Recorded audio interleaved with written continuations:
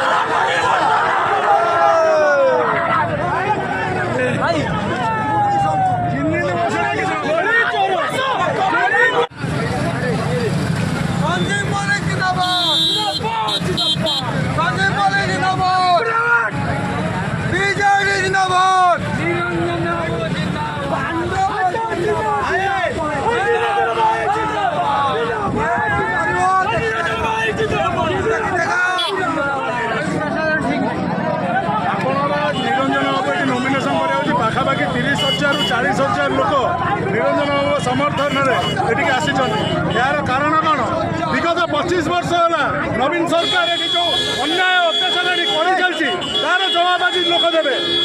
से निरंजन बाबू प्रति स्वतःप्रत भाव जो सपोर्ट और जो लोक स्नेह श्रद्धा आशीर्वाद मिली अतुलनीय। अब यहाँ आम नॉमिनेशन करने आसनु यहाँ चलती आम विजय महोत्सव कारण आम जाचु 30,000 ରୁ 40,000 भोट आम जितबू।